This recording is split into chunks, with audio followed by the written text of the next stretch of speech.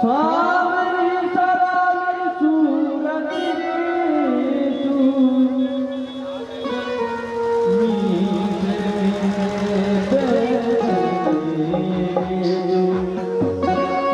वो गजरा लेते मोटे मोटे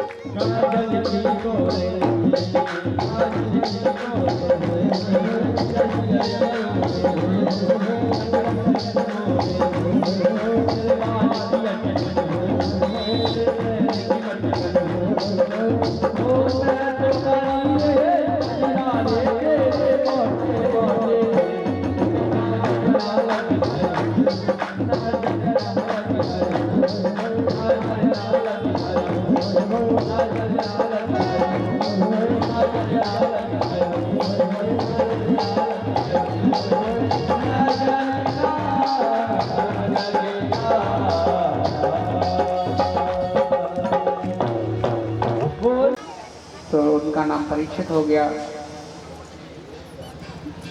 महाराज धर्मराज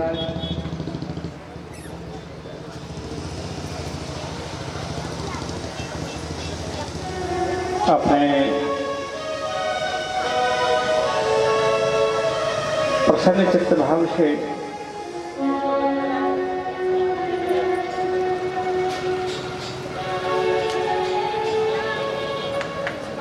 महाराज परीक्षित जी का सोचा इन्होंने कि देखिए अर्जुन बहुत दिनों से नहीं आया।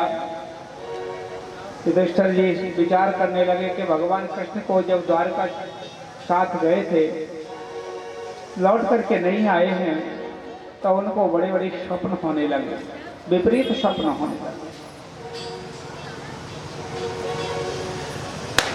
उन उनके सामने लोमड़ी रो रही थी। श्वान उनके मुख की तरफ घूंसने लगे। बड़े चिंता भाव से बैठे हुए थे। विपरीत दशाएं दिखाई दे रही थी।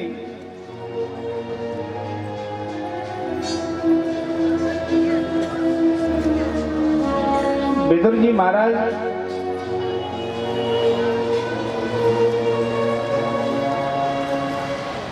जब यहां से निकाल दिए थे दुर्योधन ने, तब लौट करके जब आए हैं तो अपने भाई धृतराष्ट्र से मिले हैं और उनसे कह रहे हैं कि तुम यहाँ पड़े पड़े क्या कर रहे हो? तुम्हारे सब पुत्र मर गए, कोई तुम्हारा नहीं है। अब आपको यहाँ रहने से फायदा क्या है? कौन सा लाभ हो रहा है? जिन्होंने तुम्हारे पुत्रों को मारा और तुमने उनके लिए कभी हित की बात नहीं की, उनसे तुमने बैर किया और उन्हीं के टुकड़ों पे तुम पल रहे हो। अब तो तुम्हें भजन करना चाहिए। कहने लगे विदुर, हम अंधे हैं, कहाँ जाएं? गांधारी धृतराष्ट्र दोनों कहा कि तो हमारे साथ चल रहे। बहुत अच्छा धर्मराज जी का व्यवहार था। कहा उन्होंने, ये कभी तुमको अच्छे बोलते हैं? उन्होंने कहा देखो धर्मराज तो बहुत अच्छा है।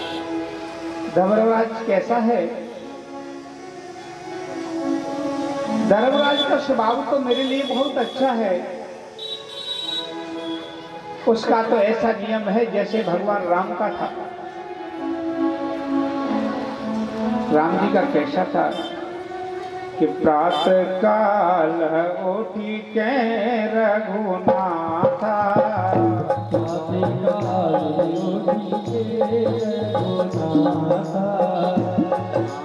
पिता गुरु नावहि माता, पिता गुरु नावहि माता, प्रातः काल उठी के रघुनाथा,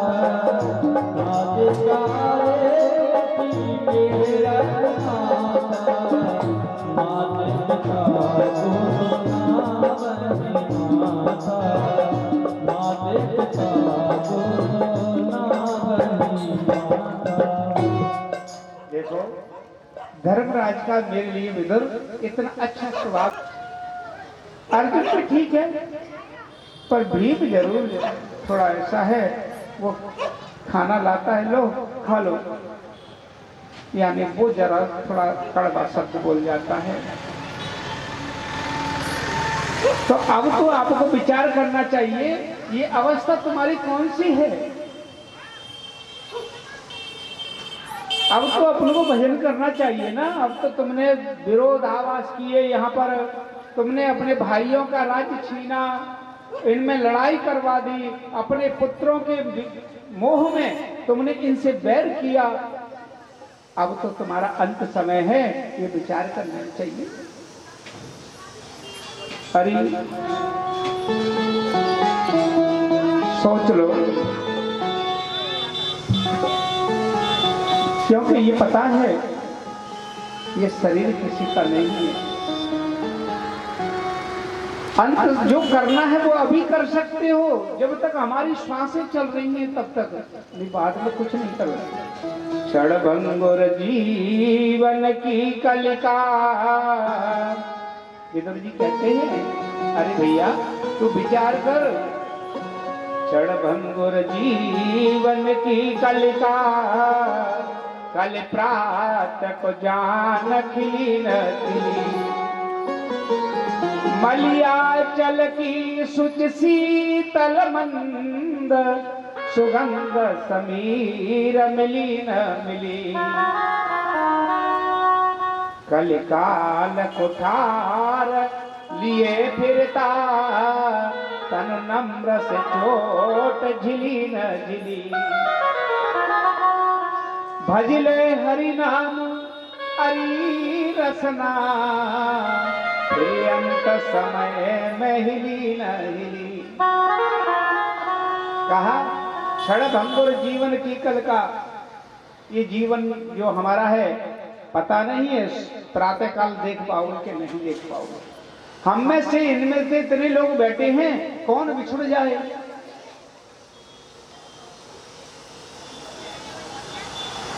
कलिकाल कुठार लिए फिरता, हमारे पीछे जमदूत फिर रहे हैं, इंतजार कर रहे हैं।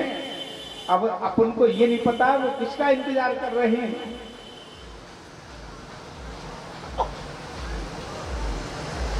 कलिकाल मलियाचल की सुच शीतल मंद, जो मलयाचल से शीतल मंद जो आ रही है वो शायद है हम कल उसको नहीं ले पाए। भजले हरि नाम हरीश नाम, अब भी अभी कोई बात नहीं है, अपने मुख से भगवान का नाम ले लो। आपको भजन करना चाहिए इस समय। कहा है संदेशा, विचार कर लो। और वो विदुर जी याद दिला रहे हैं उनको कि अब तो विचार कर लो आप।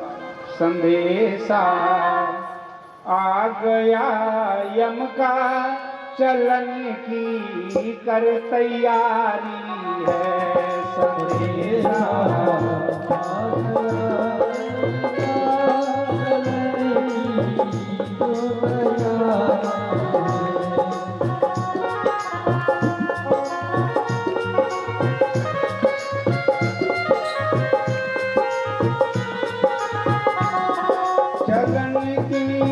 कर तैयारी है, चलन की कर तैयारी है। चलन की कर तैयारी है, चलन की कर तैयारी है। संदेशा आ गया यम का, चलन की कर तैयारी है।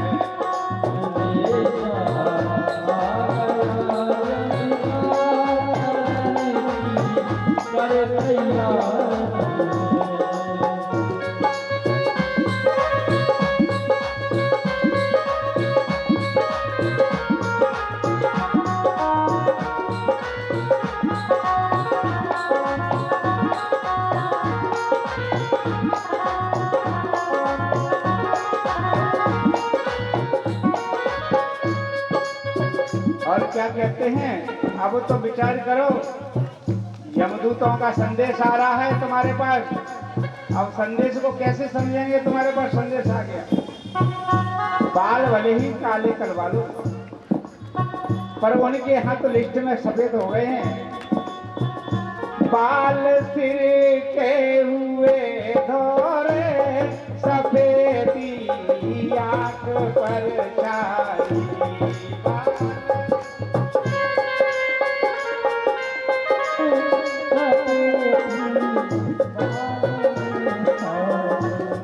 बाल सिर के हुए धोरे, सफेदी आंख पर छाई।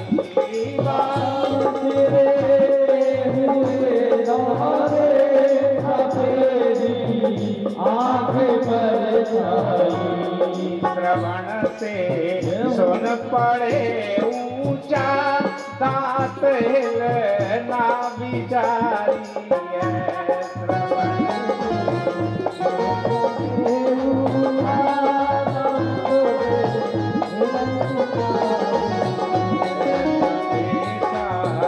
आ गया यम का, चलन की कर तैयारी।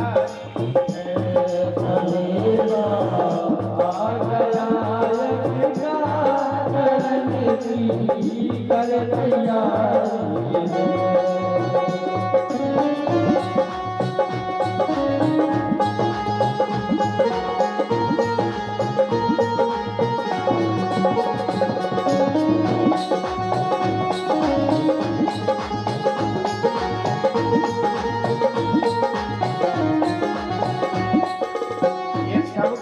संदेश है कि बाल कितने संदेश दिए थे। बाल सिर के हुए दौरे, पहला संदेश तामिल भेज दी है, तामिल भेज दी आपके पास हाजिर होने के लिए। पहला संदेश सफेद बाल हो जाए, और दूसरा संदेश आंखों में सफेदी आ जाती है, और तीसरा संदेश कि आप कानों से ऊंचा सुनने लगे हैं। फिर भी नहीं समझ रहे कि 3-3 संदेश भेज दिए। अब तो समझ लो चौथा भी संदेश उन्होंने भेज दिया था कि तुम्हारे दांत गिरा दिए। दांत भी गिर गए, पोपले हो गए, खाने लायक नहीं रहे, पहेली खाते रहो, दलिया खाते रहो। चौथा संदेश भेज दिया, पर फिर भी क्या करता है, फिर भी बुढ़ापा भले ही आ गया, फिर भी मन मानता नहीं है। अलग अलग विचार सोचते हैं। मेरे सामने वह मोड़ा को ब्याह हो रही है, तो मेरे सामने जिनकबा को एक मकान बन जा, तो मेरे सामने एक नाती को मुंह देख ले, तो ऐसी ऐसी तृष्णाएं करता रहता है। आखिरकार जब तेरी तृष्णा नहीं जाती है तो भगवान और भी संदेश देते हैं कि अब विचार करो। तुम मानते नहीं हो, पोपले हो गए, बाल सफेद हो गए, फिर भी तुम आंखों से कम दिख रहा है, कानों से सुनना बंद कर दिया, फिर भी तुम बुराई करना नहीं मानते हो। इधर उधर बुराइयों में घूमते हो, इधर उधर जाते हो। तो क्या किया भगवान ने, और संदेश क्या दिया, कमर सब हो गई कुबड़ी, चले लकड़ी सहारे से। कमर सब हो गई कुबड़ी, चले लकड़ी सहारे से। कमर सब हो गई कुबड़ी, चले लकड़ी सहारे से। कमर सब हो गई कुबड़ी, चले लकड़ी सहारे से। गई सब देह की ताकत, लगी तन में बीमारी है। गणेशा गया यम का करनी, करे तैयारी है।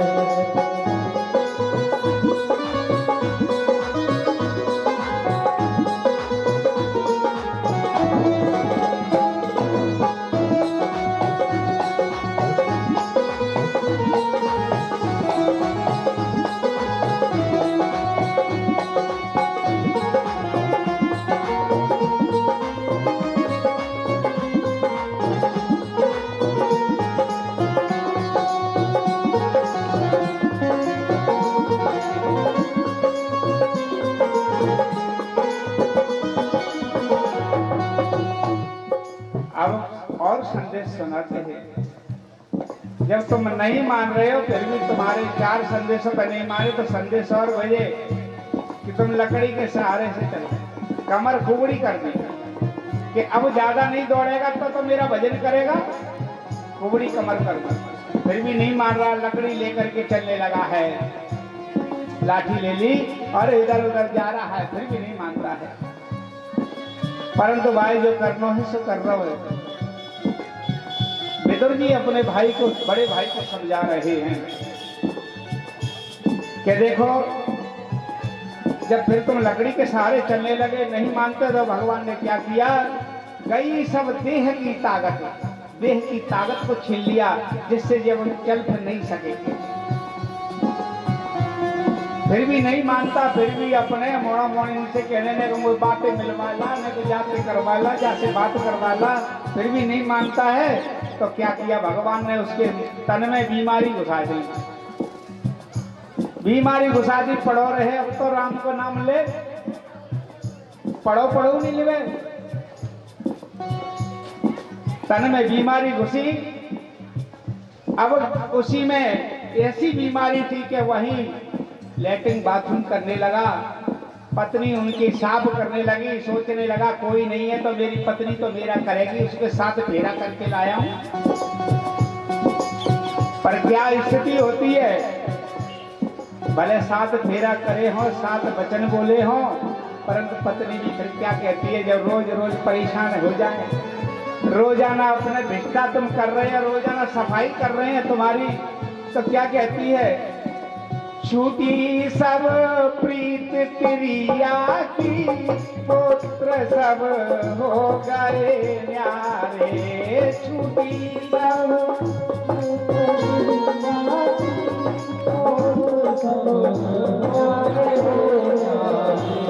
बने सब मित्र मतलब के, झूठ लोकन की जारी है।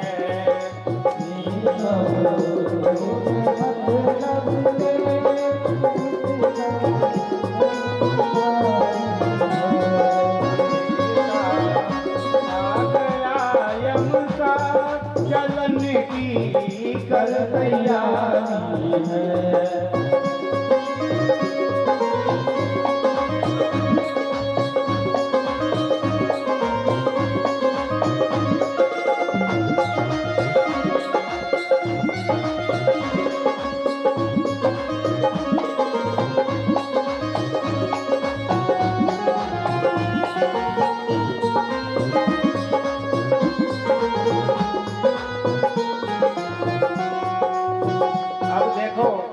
साथ फेरे पढ़ के लाए उसके साथ क्या होता है?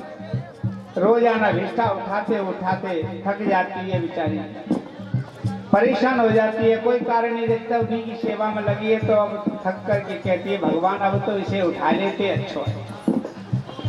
जो 7 फेरा बारी कह रही है कि अब तो इसे उठा ले तो अच्छा है, अब नहीं होता। माना सोची कि जी छोड़ दे ये तो को भाई मेरे 4 मोड़ा हैं, 4 मोड़ा में तो एक तो करेगा मेरो। 4 लड़कन की बात करी तो देखो पुत्र सब न्यारे हो गए, पुत्र न्यारे हो गए तो पुत्र से कहते हैं मैं ही अकेला थोड़ी हूँ और मेरे कोई धन थोड़ी था, सगन को था तो बराबर है। अब 4 के चक्कर में वो चारों पड़ो है, कोई सेवा नहीं कर रहा। तब तो अपने मित्रों की सोची कि चलो ये औलाद हमारी नहीं है, पत्नी हमारी नहीं है, तो मेरे मित्र तो मेरे करेंगे। पर लेकिन मित्रों का क्या हाल होता है मालूम है? साईं संसार में मतलब के व्यवहार, और जब लग पैसा गांठ में तब लगता को यार। जिसके साथ पैसा होता है वो मित्र है, क्योंकि 4 पान खा रहे हैं तो कौन के पैसे जा रहे हैं? मित्र के जा रहे हैं, हमें क्या लेना देना? कहीं भी घूम ले जा रहे हैं, पेट्रोल भर रही, कौन की? मित्र की भर रही है। और जब बात नहीं हो तो मित्र से कोई नातो नहीं है, ऐसी स्थिति हो जाती है। जब लग पैसा गांठ में तब लगता कोई आ गया। लेकिन क्या कहते हैं विदुर जी, देखो अब तो विचार कर लो, कोई किसी का नहीं, सब झूठा संसार है।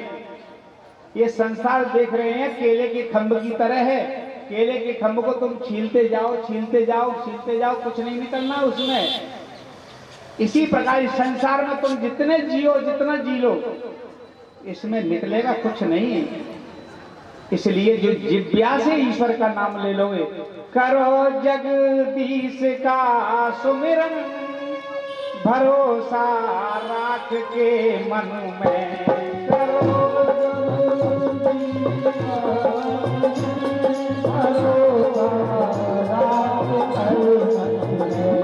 वो ब्रह्मा नंद है तेरा, एक ही सहकारी है। वो ब्रह्मा नंद है तेरा, एक ही सहकारी है। संदेशा आ गया यम का, चलन की कर तैयारी है। संदेशा आ गया यम का, चलन की कर तैयारी है।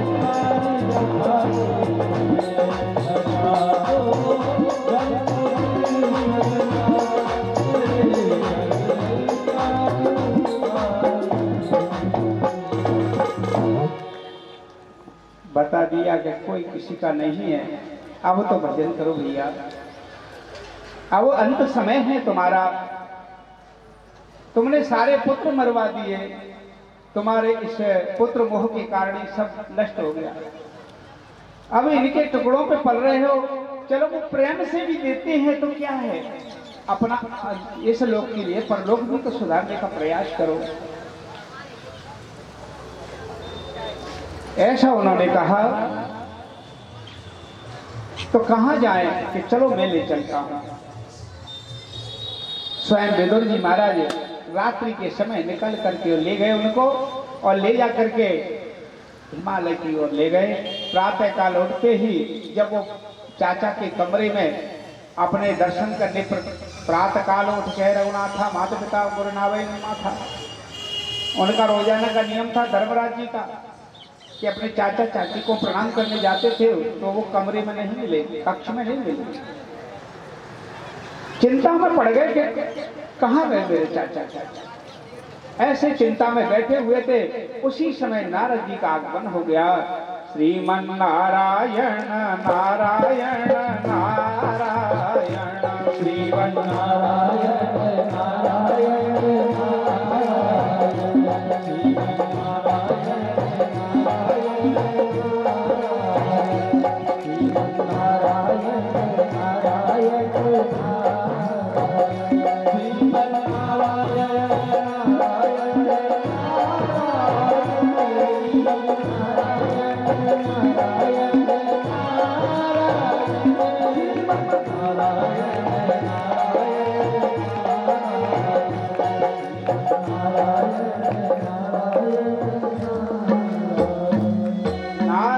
भजन करते हुए नारद जी का आगमन हो गया और कहने लगे, धर्मराज सम्राट राजा हो आप, चक्रवर्ती राजा हैं, और आप ऐसी चिंता में, आपके किस बात की कमी है? उन्होंने कहा, नारद जी आप त्रिलोकी में घूमते हो,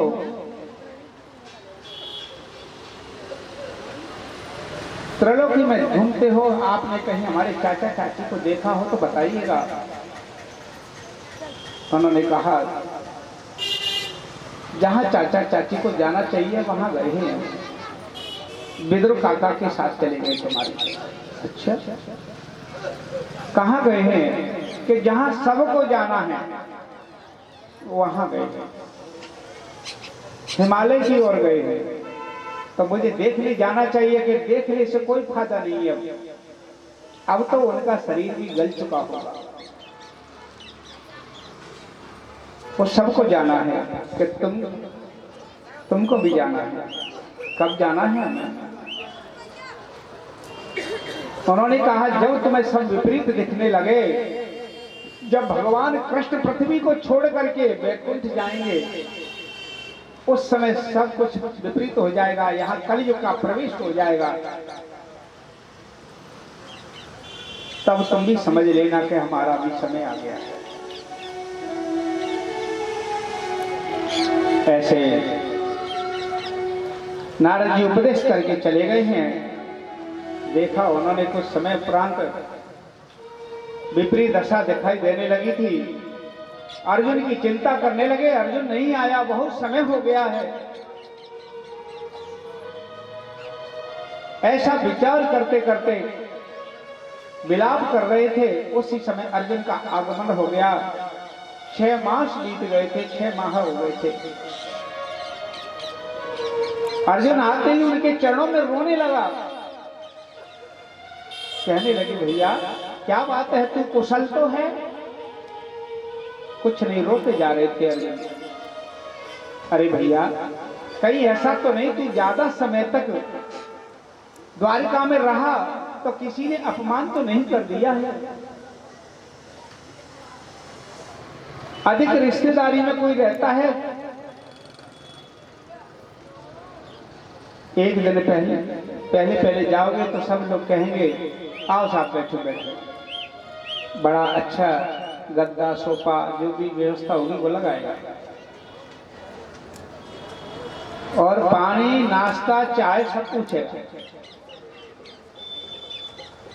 और दूसरी बात, सीताराम सीताराम सीताराम बोल अखिया ने खोल बेना ने दिया छोड़। सीताराम सीताराम सीताराम बोलो, अखियाँ खोल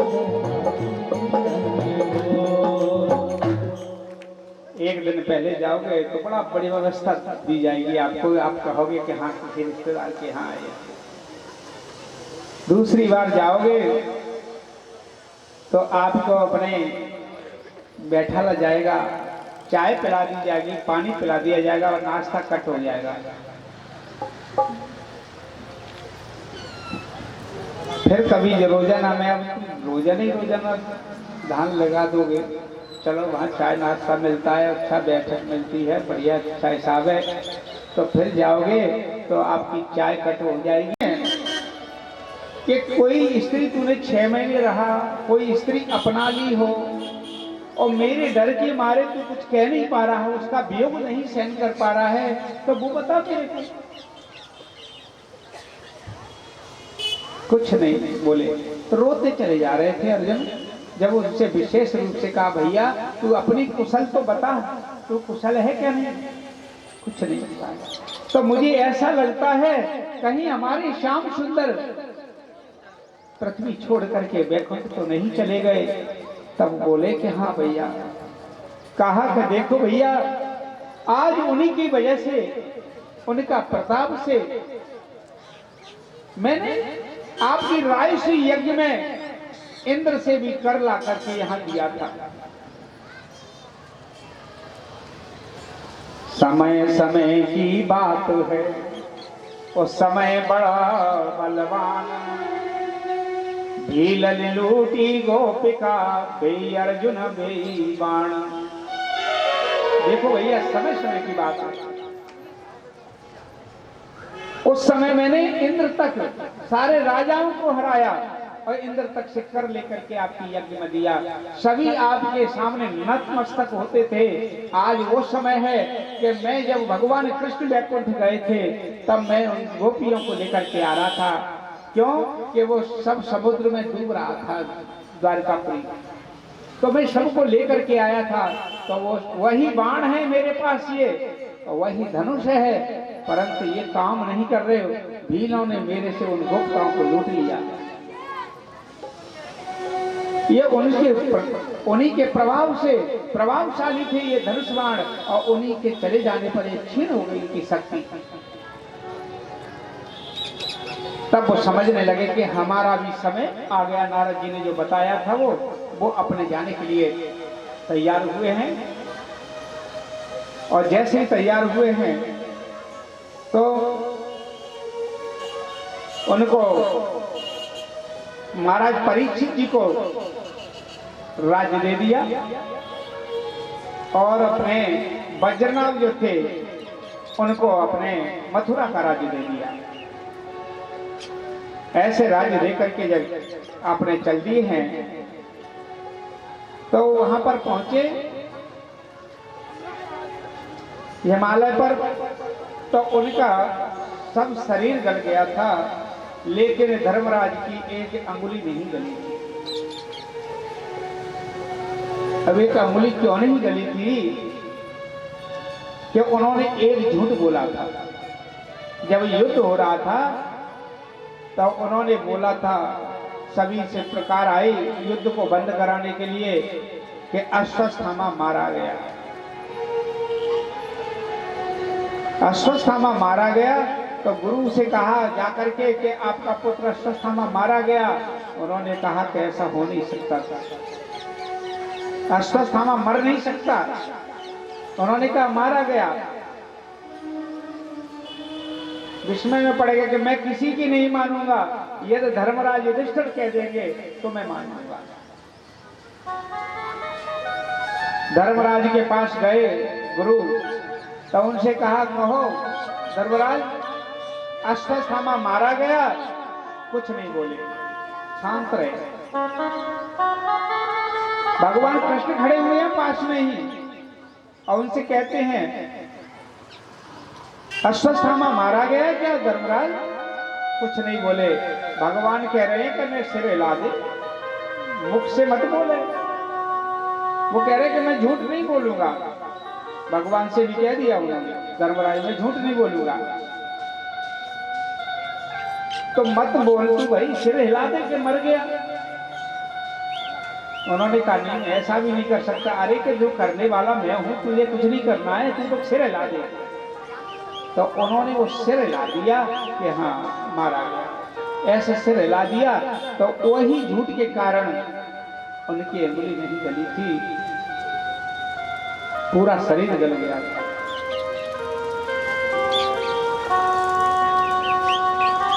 भले ही भगवान ने सहायता की, भगवान की बात मानी, लेकिन पाप तो पाप होता है। उसका उतना अंग रह गया। तो मथुराम वज्रनावश्य तया वज्र सुसेनपति तथा प्रजापत्यायाम निरुपद्य जगदीश्वर। भगवान की कृपा से, जगदीश्वर की कृपा से महाराज परीक्षित जी बहुत बढ़िया राज्य करने लगे और वज्रनाभ मथुरा का राज्य करने लगे थे। उनके मित्र के थे, परीक्षित जी के मित्र थे वज्रनाभ, उनको अपने मथुरा का राज्य दे दिया। कुछ दिन बाद महाराज परीक्षित दिग्विजय करने के लिए गए, तो जंगल में जब पहुंचे हैं तो उन्होंने क्या देखा, एक बैल और एक गाय एक पैर से खड़े हुए हैं, और वो आकर के एक राजसी भेष में उनको लाते मार रहा है, प्रताड़ना दे रहा है। महाराज परीक्षित जी का ने देखा उसको तो रोक दिया। अरे तुम कौन हो, मेरे राज्य में ये पाप नहीं कर सकते हो। परीक्षित जी का राज ऐसा चलता था, दैहिक दैविक भौतिक तापा, दैहिक दैविक भौतिक तापा, राम राज नहीं काहू व्यापा, राम राज काहू नहीं व्यापा, दैहिक दैविक भौतिक तापा, दैहिक दैविक भौतिक तापा, राम राज काहू नहीं व्यापा, राम राज काहू नहीं व्यापा।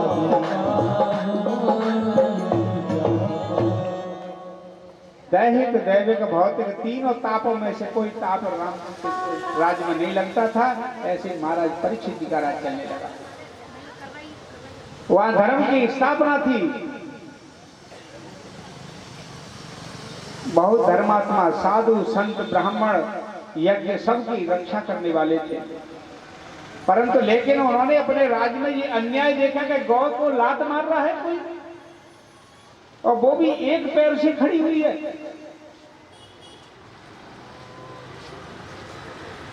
उसको कहा तुम कौन हो जो इस तरह का मेरे राज्य में अत्याचार कर रहे हैं। कहने लगा महाराज मैं काली जी को हूं। काली जी को हो तो मेरे राज्य में क्या कर रहे हो? कि महाराज देखो मेरा राज्य आ गया है। तुम्हारा राज? अभी तो मैं जिंदा हूं, तुम्हारा राज कहां से आ गया? उन्होंने कहा देखो महाराज, ब्रह्मा जी ने 4 युग बनाए थे। 4 युगों में सब युग निकल गए, तीनों सतयुग त्रेता द्वापर निकल चुका है, लेकिन अब मेरा कलयुग आ गया है, मेरा राज आ गया है। उन्होंने कहा ये कैसे? मेरे राज में तुम्हारा कोई राज नहीं है। यदि तुमने अत्याचार करना और ये अपने इस प्रकार का अपराध करना किया तो मैं अभी तुम्हें धनुष से मार देता हूं। धनुष तान लिया और मारने को तैयार हुए हैं।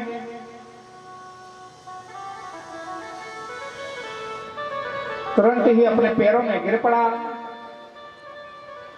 और कहने लगा क्षमा करो, पर भगवान आप मैं कहाँ जाऊं? उन्होंने कहा देखो तुम कहीं भी जाओ, मेरे राज्य से बाहर जाओ। उन्होंने कहा महाराज तुम्हारा राज्य से बाहर कैसे हो सकता हूँ? सूर्य उगता है सूर्य और डूबता है, वहां तक चक्रवर्ती राजा हो आप, कहां तक छुपूंगा मैं, कहां जाऊंगा? ये भी बात सही है। तो मेरे राज्य में रहना है तो तुम्हें अच्छे विचारों से रहना होगा कि महाराज ये नहीं हो सकता, मेरा स्वभाव ही ऐसा है, आप मुझे क्षमा करें और कोई अपने राज्य में जगह रहने को दे। तो उन्होंने कहा ठीक है, उनको जगह रहने के लिए दी। तो उनके लिए 9 जगह दे दी। उन्होंने कह दिया है कि आप जैसे जहां निंदा हो रही हो वहां जाकर के रहो, मदिरा पान करते हो वहां जाकर के रहो, द्यूत कीड़ा खेलते हो वहां जाकर के रहो,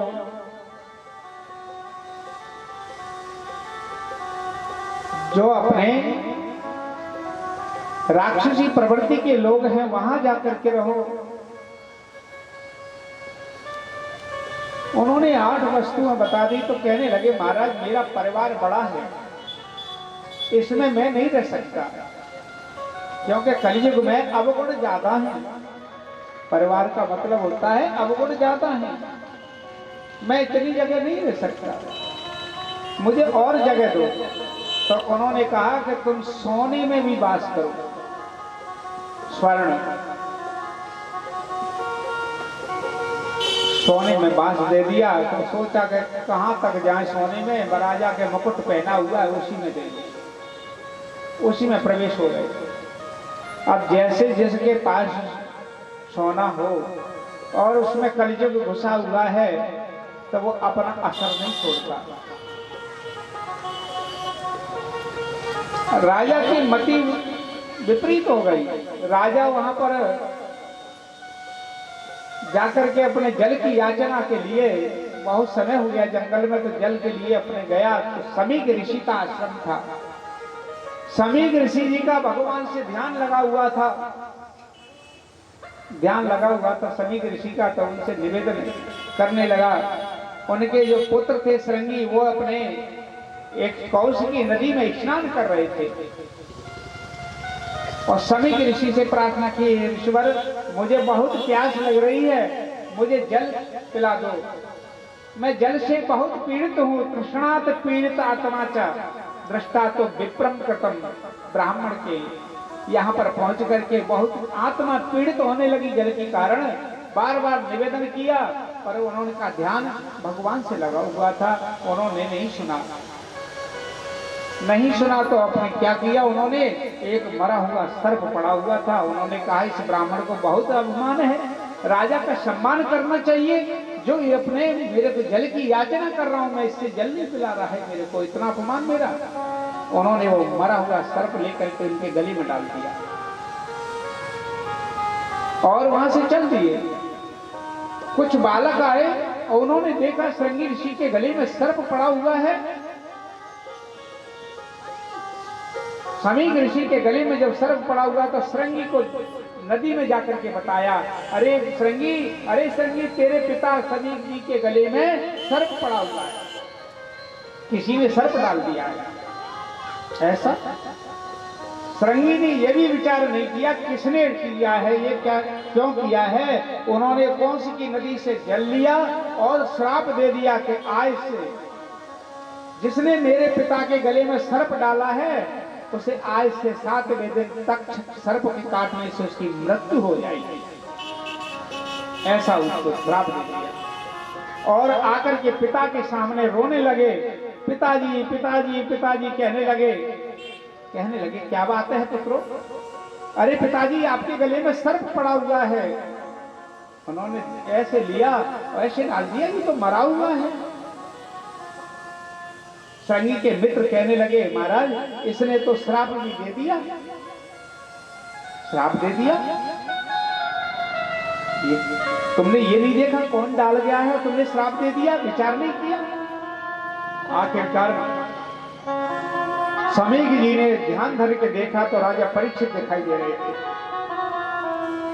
उनके सिर पर कलयुग दिखाई दे रहा था। उन्होंने कहा तुमने बहुत गलत काम किया संगी। ऐसे व्यक्ति को जो धर्म की रक्षा करने वाला है, किसी कारण से उससे गलती हो गई तो ये नहीं है, तुमने ऐसा श्राप दे दिया। धर्म की रक्षा करने वाला व्यक्ति और इतना धर्मात्मा राजा, उसको श्राप दे दिया तूने। पर धन्य है उस राजा परीक्षित को भी।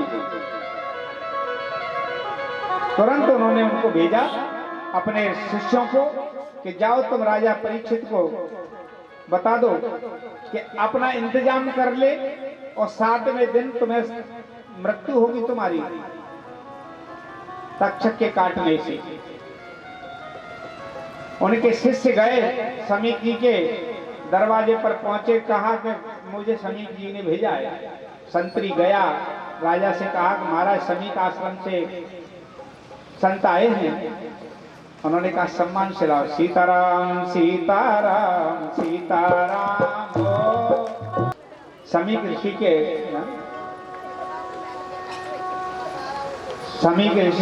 के यहाँ से आश्रम से जब पहुंचा है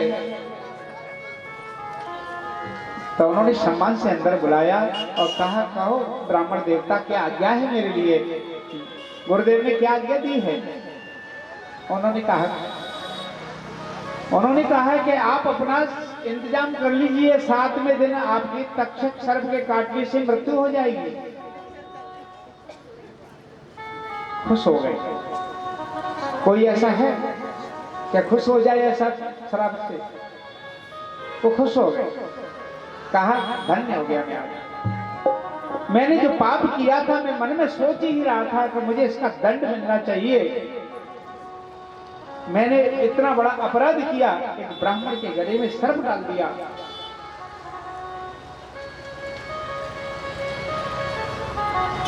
उनका श्राप स्वीकार किया।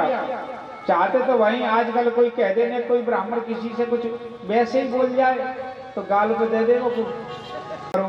कईयों ने कहा ये यज्ञ करो, कईयों ने कहा कुछ ये काम करो, लेकिन सभी के विचार अलग अलग थे। इससे तुम्हारा मोक्ष होगा, इससे मोक्ष होगा, भजन करो, अनेक अनेक विचार दिए। लेकिन कुछ समय सुखदेव जी के पास में संदेश गया। सुखदेव जी 16 वर्ष के थे।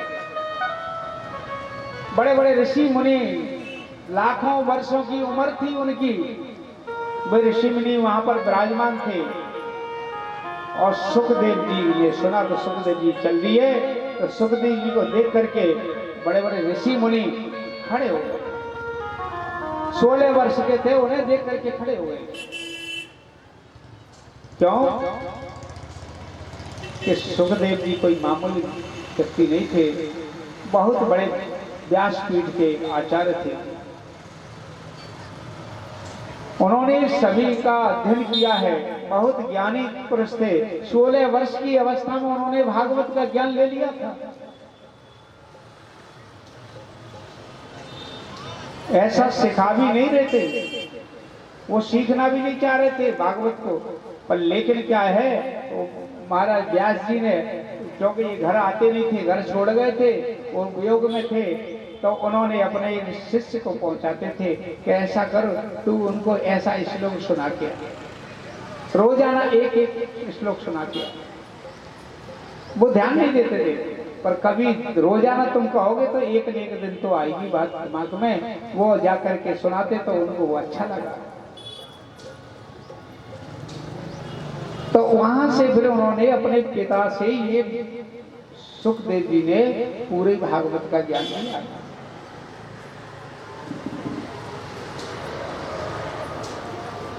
उन्होंने सुखदेव जी महाराज शादी भी नहीं कर रहे थे। उन्होंने कहा कि व्यास जी ने बहुत कहा कि तुम शादी कर लो, पर नहीं, हम नहीं करेंगे। क्यों नहीं करोगे? कि देखो हम गृहस्थी में नहीं पढ़ना चाहते, हम तो भजन करना चाहते हैं, योगी रहना चाहते हैं। कि सुनो, राजा जनक देख लो, राजा जनक राजा है, गृहस्थ भी है, फिर भी वो विदेह कहा जाता है, यानी बिना देह के विदेह कहा जाता है। देह से कोई प्रेम नहीं है। सुखदेव जी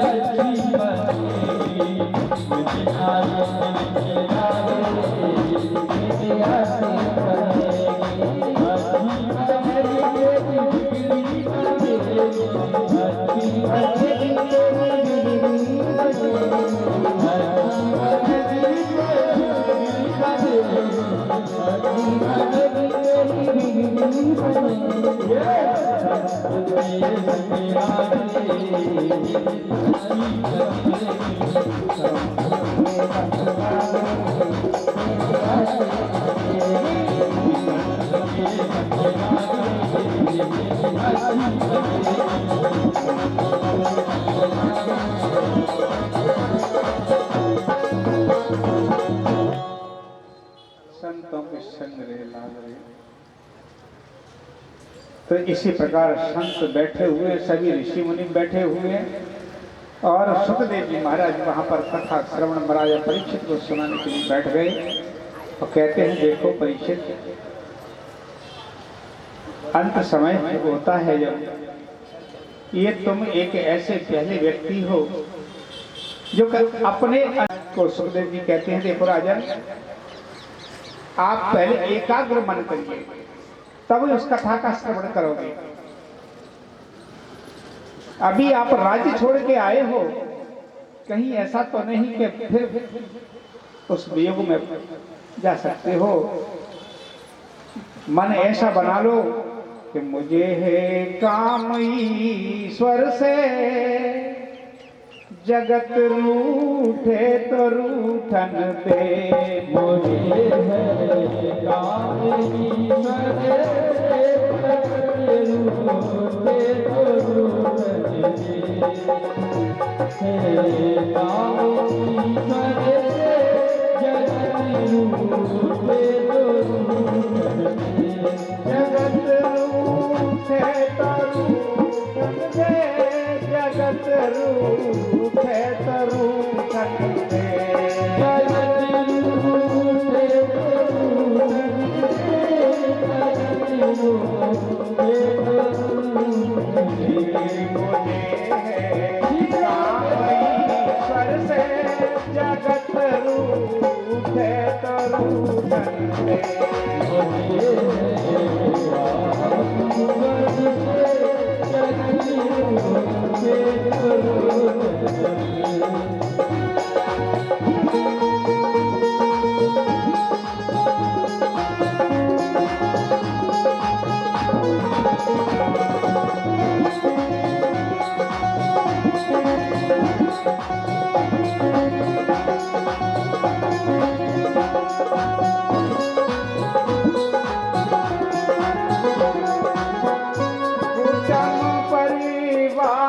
सुखदारा माल धन लाज लोकन की, कुटुम परिवार सुखदारा माल धन लाज लोकन की। प्रभु का भजन करने में अगर छूटे तो छूटन दे। प्रभु का भजन करने में अगर मैं छूट दे। मुझे काम ईश्वर से, जगत रूठे तो रूठन दे। मुझे काम ईश्वर से, जगत रूठे तो रूठन दे। मुझे काम ईश्वर से, जगत रूठे तो रूठन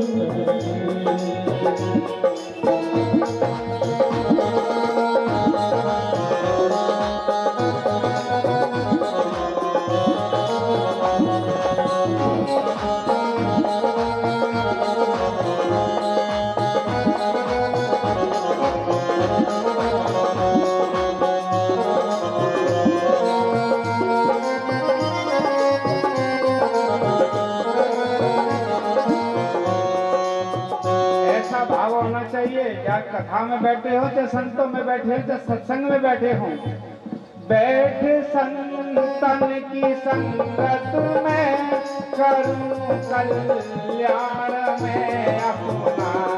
बैठ संतन की संगत में, करूं कल्याण में अपना।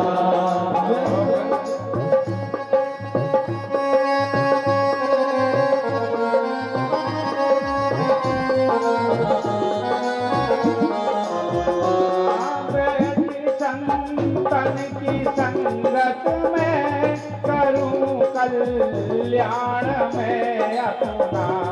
बैठ संतन की संगत में, करूं कल्याण में अपना।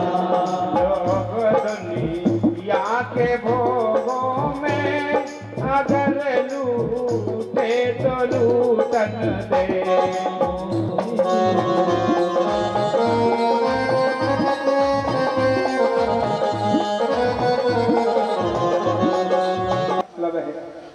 आप इकदार चाहते हो, अपना चारों तरफ से माइंड हटा करके ये देखना होगा, क्योंकि ये जिंदगी का भरोसा नहीं है किसी को भी। वहां तो भरोसा है, वहां तो पता है कि 7 दिन में जाएंगे, पर यहाँ नहीं पता है। यहाँ तो ये विचार कर लो कि जिंदगी धोखा दे जाएगी, तू कर ले भजन प्रभु का।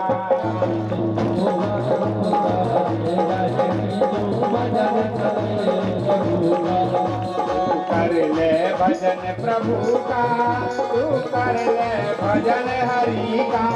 तू कर ले भजन प्रभु का, तू कर ले भजन हरि का। अरे जिंदगी धोखा दे जाएगी, तू कर ले भजन हरि का। तू कर ले भजन हरि का।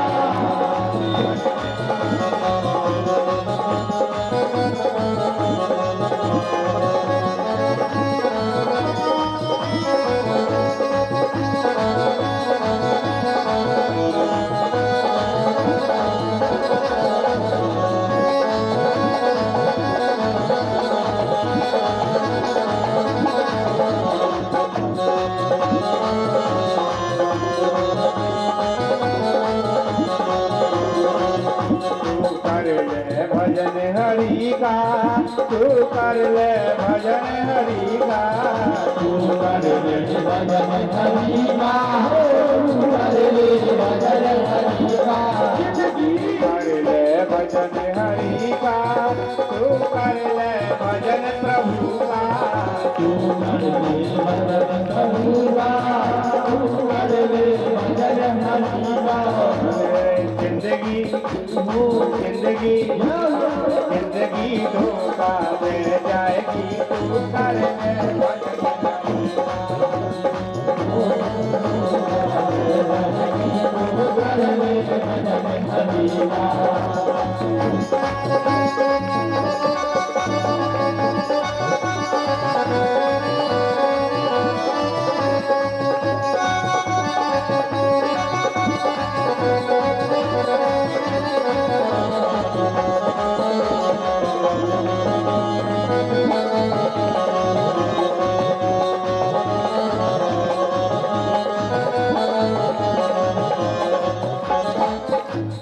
महले अटारी खूब बनाए, महले अटारी खूब बनाए। महले अटारी खूब बनाए, महले अटारी खूब बनाए। संत दर्शन कर नहीं पाए, संत दर्शन कर नहीं पाए।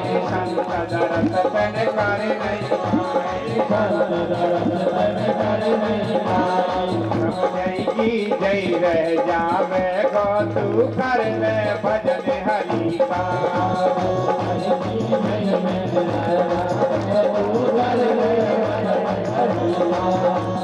कर ले भजन हरि का, तू कर ले भजन प्रभु का। तू कर ले भजन हरि का, तू कर ले भजन प्रभु का। अरे जिंदगी धोखा दे जाएगी, तू कर ले भजन हरि का। तू कर ले भजन हरि का, तू कर ले भजन हरि का।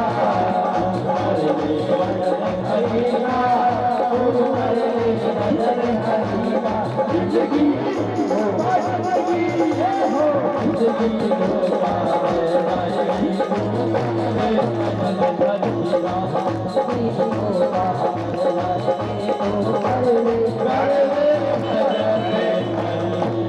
धन दौलत तन खूब कमायो, धन दौलत तन खूब कमायो। धन दौलत तन खूब कमायो, धन दौलत तन खूब कमायो। पुण्य धर्म तन कर नहीं पायो, पुण्य धर्म तन कर नहीं पायो। पुण्य धर्म तन कर नहीं पायो, पुण्य धर्म तन कर नहीं पायो। सब पाप ही पाप कमायो रे, तू कर ले भजन हरि का। सब पाप ही पाप कमायो रे, तू कर ले भजन हरि का।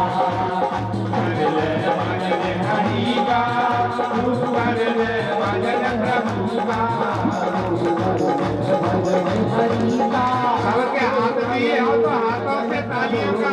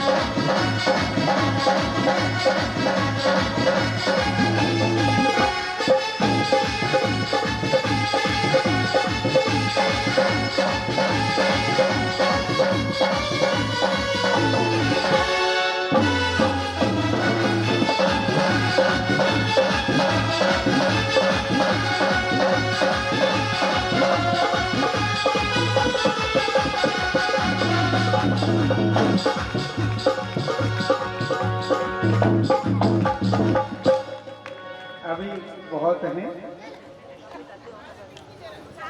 और ठीक भी रहा। शायद है भगवान ने दोबारा पाए उठाए कि नहीं उठाए। क्षण भंगुर जीवन की कल का कल प्रात को जान खिली न खिली कोई पता नहीं। आय से कल का जो प्रभु के सामने कर लो जो करना है। यहाँ से उत्तम स्थान कौन सा होगा जो यहाँ से मोक्ष का साधन है। दोनों चीजें यहाँ श्रीमद् भागवत कथा भगवान कृष्ण की कथा है और सामने भगवान कृष्ण का मंदिर है गिरिराज जी का। यहाँ से बड़का वैकुंठ कौन सा हो सकता है। तो यहाँ पर परीक्षित जी महाराज को सुखदेव जी महाराज उनको ज्ञान दे रहे हैं कि देखो इस जिंदगी का भरोसा नहीं रहता है। आप एकाग्र भाव से विचार करिए। लेकिन मनुष्य को कैसा रहना चाहिए ये मत सोचो कि ये मकान हमारा हमारी मर्जी से जाएगा। पता नहीं है वो कब किसके द्वारा चला जाए। कौन सी परिस्थिति बन जाए। तुमने बहुत सुंदर टाइल्स मार्बल लगा करके बहुत अच्छा मकान बनाया है, लेकिन वो समय का पता नहीं। ये भी जो मकान हमारा जो हम संग लेके घूम रहे हैं, ये तुम्हारा नहीं है, किराए का मकान है। तो क्या भरोसा है इस जिंदगी का, जिंदगी का साथ देती नहीं है किसी का। क्या भरोसा है इस जिंदगी का, साथ देती नहीं है किसी का। क्या भरोसा है इस जिंदगी का, साथ देती नहीं है किसी का। किसका साथ देती नहीं है किसी का। क्या भरोसा है इस जिंदगी का, साथ देती नहीं